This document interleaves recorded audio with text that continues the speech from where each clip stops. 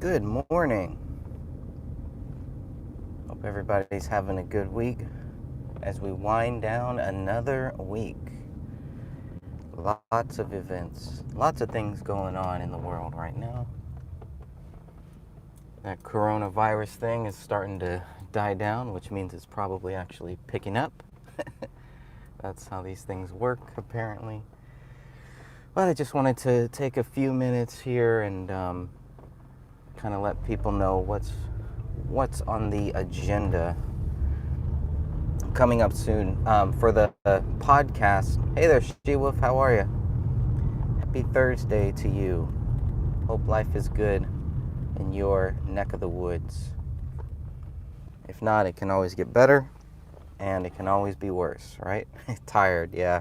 I can understand that one. By Thursday, I'm like exhausted, and then trying to do a show on Friday can be pretty, could be a challenge sometimes. Hey, Sophia, good morning to you. Good morning to both of you. Yeah, it will always get better. Hope my sound is okay. I found my lapel mic that I have been searching for since the Bohemian Grove last year.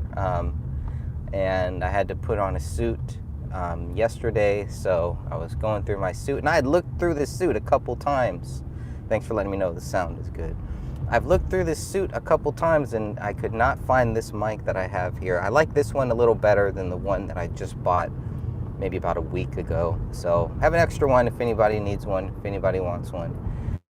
But the plan is still to do a live YouTube show tomorrow at 6 p.m. Standard Pacific Time, and that'll be on the YouTube channel. So I'll post that into the group very, very soon, and we'll do maybe 1 hour, maybe 2 hour, we'll see, but I want to try to keep this one to a minimum as possible, even though we have a lot to cover. And Sophia has done a great job getting together all of the photos. So I'll finish up adding them to the PowerPoint, and we will go over all of the blood that was at the crime scene, all the blood that is missing in the crime scene, and talk about some of the blood that is probably very hard to see in those photos. So we'll try to keep it to 1 hour, but maximum 2, but we'll see how far we get with that. The monthly podcast, the goal is to put out a new podcast, every month on the first of the month. So that is the goal. We have already recorded the Gray Stage podcast number 2. So I will be editing that hopefully over this weekend, and then put that out on the first of the month. So really excited about that as well. I started a Instagram channel, page, whatever the heck it is. I don't even know what the value of Instagram really is, but whatever it is, we'll see. We'll see if there is any value. I've started an Instagram for me in the past, and I don't know, it just kind of fell off. So we'll see what happens there. I was hoping to get everybody to pray for my friend Walter Bradley, who's going through some health issues, some health problems. So if everybody could pray for him, for Walter Bradley over there in Texas, that would be great. So yeah, I've been trying to do a show with Walter for a while, and just because of his health and because of timing, we haven't been able to yet. So really appreciate any prayers. He's been a big part of my spiritual journey, and has been, I think he was one of the first people, aside from family, and he was probably one of the first people that I ever talked to September 11th about, and probably one of the first people that understood that there were bombs in those buildings, and the towers don't fall like that from planes hitting them, stuff like that, all that good stuff. And so we'd go back and forth on different things. But he definitely needs our prayers. He needs as many prayers. Pray for him. Pray for his wife too. And I think they have a cat, so why not pray for the cat as well? But it is a bright, sunny day here in Northern California, finally. Looks like some chemtrails out this morning, but that's okay. It's not going to stop us. Best way to fight that is just to live healthy. A healthy lifestyle will defeat all of this crap that they're putting out there. So, yeah, gotta include the kitty. That's right. So, Sheila, if I have not gotten to those documents that you sent me yet, I'm so far behind, but it is on my list, so hopefully I'll get a chance to look at that stuff here in the next day or so. This traffic is just, it just gets worse and worse no matter what. I don't know if it's just people don't know how to drive, combination, the legalization of marijuana. I can always blame that. That seems to rile people up just for fun. But so the live show, looking forward to that. That'll be right here tomorrow. And then the podcast, episode number 2, will drop on the 1st of the month. The podcast has made it to a couple other platforms as well. Some platforms I've never heard of, but the one that I'm still waiting for it to get onto is the iTunes. So if it gets on to iTunes, that'll be great. I know it takes a little longer to get there, but we'll see. We'll see whatever happens. Wow, it's coming up on some weird traffic up here, but I want to see what y'all think of the info. I'm really curious to see all of that documentation. I've been going back doing some research on John F. Kennedy for a chapter in a book that I'm currently writing right now, and for some reason I thought it would be a good idea to go through the Warren Commission report. I figured, well, that's a good way, I'll start there and kind of have this chapter of the book kind of focus around that. And I think about 15-20 minutes into that, I'm like, oh, this is ridiculous. I don't know if I would call it a waste of time. It has to be done if I'm gonna really look into the John F. Kennedy thing just on a simple basis like that. It's just, so some of the stuff in the Warren Commission report is just like, it's very frustrating, because then, we know that a lot of that is not true. There's so much that isn't true. I can see why people have written entire books just on the Warren Commission and all of the different things with that. But believe it or not, there are still people out there who don't understand that John F. Kennedy was killed not by Oswald. He was killed as a result of a conspiracy.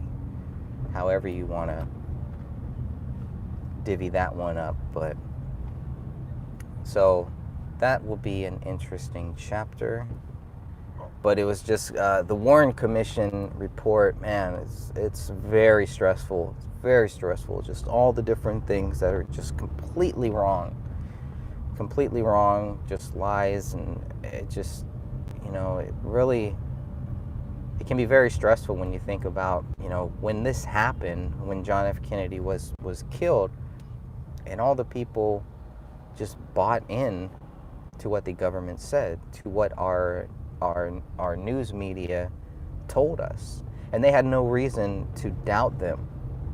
It's different nowadays. There's plenty of reason. You can look at not only September 11th, these wars, a lot of different stuff, all the stuff they're trying to pin on Trump, and it's just, you can understand why people do not trust our media. And it makes you wonder, how long has the media been taken over? Or was it always like this?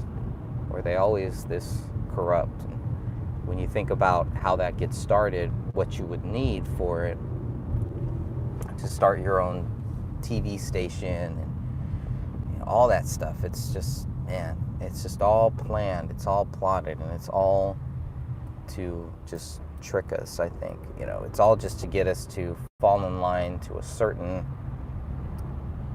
theories, to go a certain way, and that's not even including all of the distractions that they are continually throwing at us. But as usual, there will always be truth seekers. There will always be people that are looking to find what the truth is. No matter what they throw at us, that's always going to be there. So, and I think those numbers are growing. The more that it looks like the numbers are fading, it's probably because they're trying to hide those numbers. All of this shadow banning, these crazy things they do on social media, what they will let on social media, what they will not let on social media, and it can just really be frustrating. So it's good to know that there are a lot of good people out there with their own shows, with their own channels, and just doing their own thing, not paying attention to all of this gaga, and not focusing on hits, not focusing on likes, not focusing on, well, if I talk about this, then I'm gonna lose some subscribers, and it's trickery, really. And there are a lot of people that do that. There are a lot of people that are in it just for money, just for fame, just for some type of a future, but in the whole entertainment business. And that's frustrating too, because they can be compromised based on money, losing money, and so that's one thing. But for us Christians, it's totally different. It's shameful when Christians won't talk about certain topics because they don't want to lose subscribers, or their popularity will go down, or all that stuff. It's like we are called to do certain things, and spreading the word of God is what we are called to do. Now, there are a lot of ways that we can do that. There are a lot of ways to spread love, and Jesus Christ is love. Make no mistake about that. He is love. I think that is changing rapidly, says Shewa. Yeah, I think you're right. Yesterday I could wake up and it just all seems like doom and gloom. And today I wake up, the sun is shining, and I'm blessed and I'm grateful for everything that I have. I know a lot of people on social media just have this fictitious way of just kind of creating this fake life that doesn't really make them happy. It makes it look like they have this great life and all that stuff, but it's just gaga. It's just more. It's not the right way to use social media, from my point, I guess, from my view. Social media is media. It's just media. And that's the way that it should be used. There's no excuses now for lack of knowledge.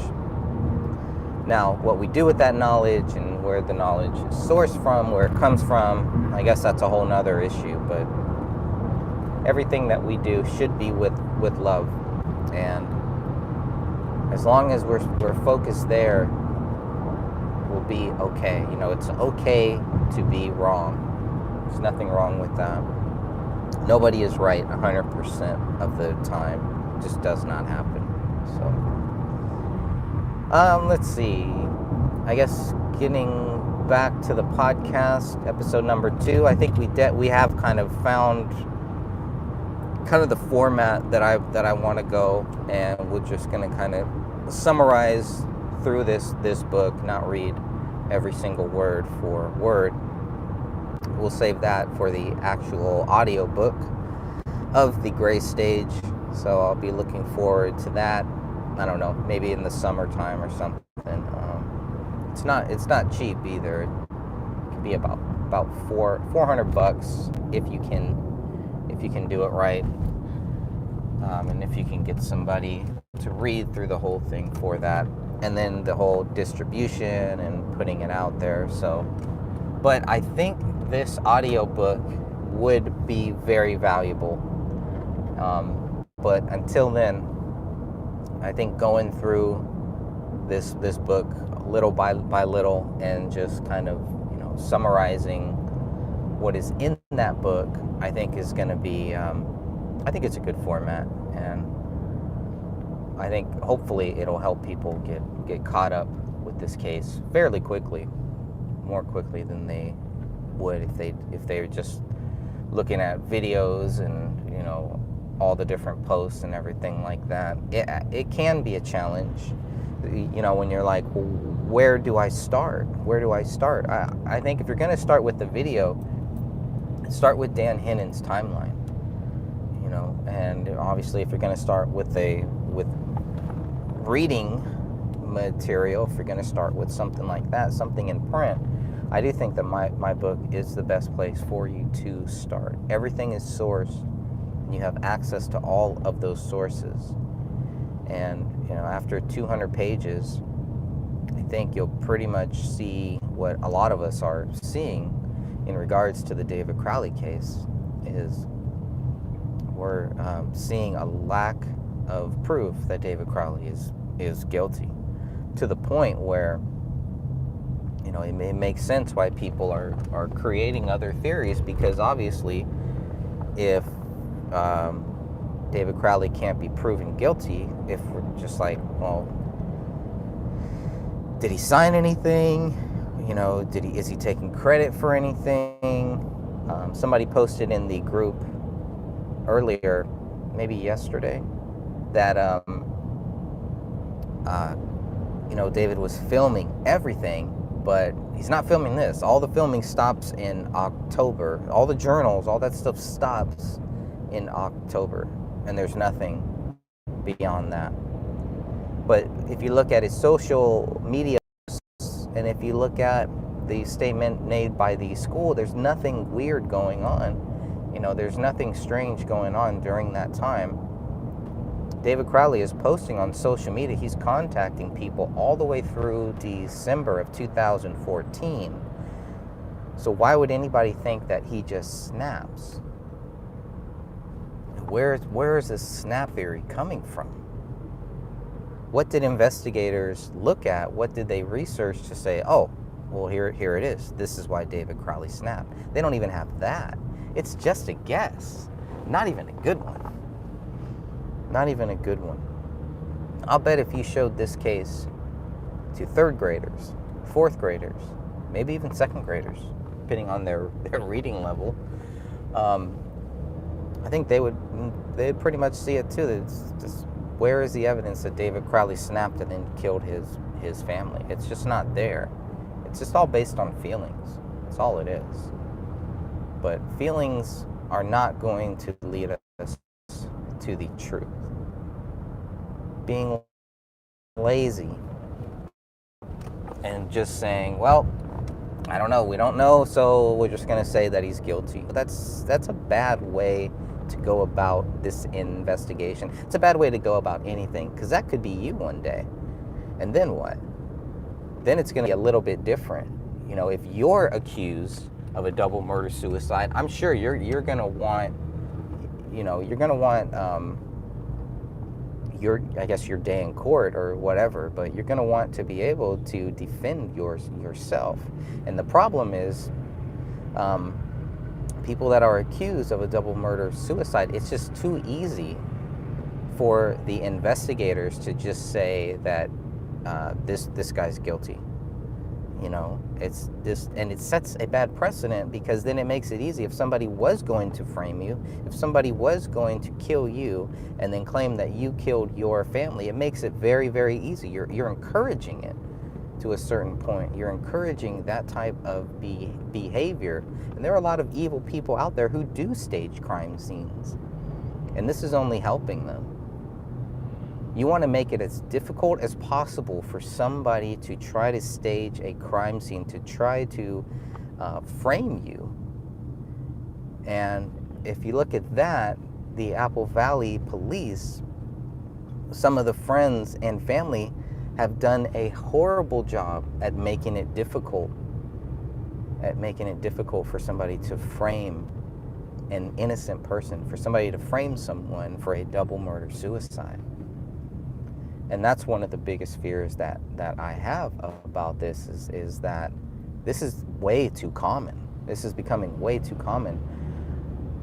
And then you can, it calls into question a lot of the other people that have, quote unquote, committed suicide or murder and then killed their spouse. Why are we so easily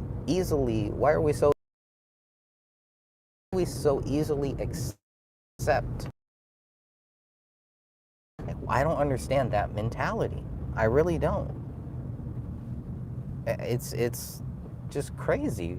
It's really crazy to me. I thought we were all innocent until proven guilty. But now it's the other way, With this case, everything is backwards. The investigation is backwards. They started from the freaking end. They started with the theory that David Crowley was guilty and worked their way towards that theory. That was it. They were not looking into any other theories. So we need to give them reasons to look into other theories. I get that. I understand that. But this is the problem here. It's like, well, if you can't prove that somebody else did it, then we're just going to say that David Crowley did it. It's so lazy. It's just so lazy and so wrong. And like I said, if you do that to people, wait till it comes back on you. You start accusing people, wait till you start being falsely accused. You think it won't happen? It will happen. That's how God works. So you don't want to falsely accuse anybody, because it could be you. That's why I'm very cautious about any other theories and all of that. There's nothing wrong with thinking about it. There's nothing wrong with it, but I'm not dedicating myself to any one theory about what might have happened here with David Crowley. These things speak for themselves. The facts speak for themselves. If you want to find motive, you'll find motive. You won't find motive with David Crowley because it's not there. And that's in the documents. That's in those 94 pages of police documents. There's no motive. No financial motive, nothing, no motive. So there's no motive for him snapping. Yet we're just supposed to, buy that too. Just buy it all and just move on. That's ridiculous. It really is. That's why there's so many people that have been drawn to this case, because it's so clear cut. It's very clear. And the people that are holding on to that fictitious theory that David Crowley is guilty are just fooling themselves. And it's going to hurt them. They're going to hurt themselves. That's what it's all going to do. So I don't believe in karma or anything like that, but obviously, what you do unto others will be done to you. Let me go through some of these comments while I'm here. Smoke and mirrors. It's okay to agree to disagree too. That's right, Sophia. It is okay to agree to disagree. Nothing wrong with that. Sheila says, I'm about to start examining all the coroners in all these cases. Yeah, that's good. And I really, if I could do one interview, it would be with somebody. It would be with a coroner, with a medical examiner. I would like to do it live. None of this. Well, I can't talk because I'll get in trouble, or I don't want my name attached to that. So it might have to be a retired person, but whatever it is. But somebody should go through it and kind of help me at least with some of this terminology that they give us, because if there was something that proved David Crowley was guilty in those autopsy reports, it would be there. I mean, the final autopsy, the final report, all that stuff, it's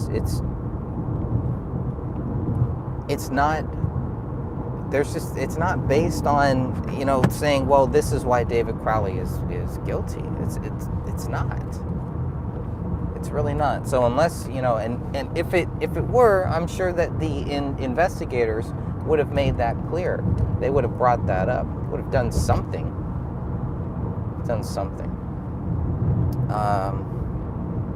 It's called corruption by a lot of coroners. Yeah, that's sad. That's really sad. And again, if good people don't stand up and don't ask those questions, they're going to keep doing these things. These things are going to keep happening. They're going to have a bunch of lazy medical examiners, a bunch of lazy cops, a bunch of people that, act like they care and crying over Rania, don't give a shit about her. Obviously not. Or else they would actually look at some facts. Reading some of the stuff by Danny Mason, where he's like, he goes off about, he's mad at David Crowley and Kamel because they killed their daughter, and it's like, dude, what are you talking about? You don't know that they killed anybody. He's just as likely to have killed them as David was. Does he realize that? Anybody is just as likely to have done this, because there's nothing that shows David Crowley did. So if they're going to base David Crowley's guilt on that logic, that could be Danny Mason too. That could be anybody. That could be us. It could be some stranger. And I think some people have a misconception about the cover-up. The police don't have to be involved in the crime to be a part of the cover-up. They could just be lazy. They could just be given orders and told, this is what the story is. We got 20 other cases we need to focus on. We're not going to worry about some daughter getting her arm ripped off, shot in the freaking head. Some wife who has both of her hands missing. No, we don't have time for that. We don't have time to dig deep. No. One of David's hands is gone. We're just going to say that the dog chose to selectively eat certain parts of the body, and that's it. Yeah, right. Come on. Really? Who? Nobody believes that. If you believe that, you're just lying to yourself. It's ridiculous.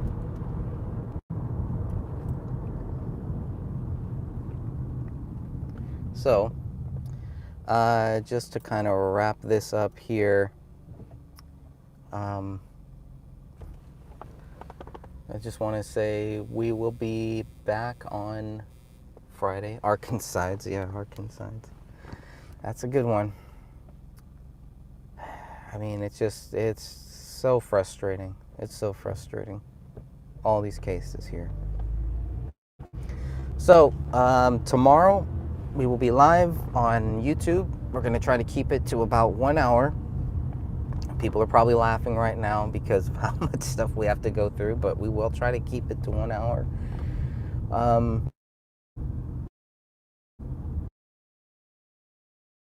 The shorter, the more that I can do. So, tomorrow, right here, 6 p.m., we will be live. Might even go a little earlier too, so keep an eye out for that as well. We might start a little sooner. People in the group, so many great posts and so many great comments in the Justice for David Crowley and Family Facebook.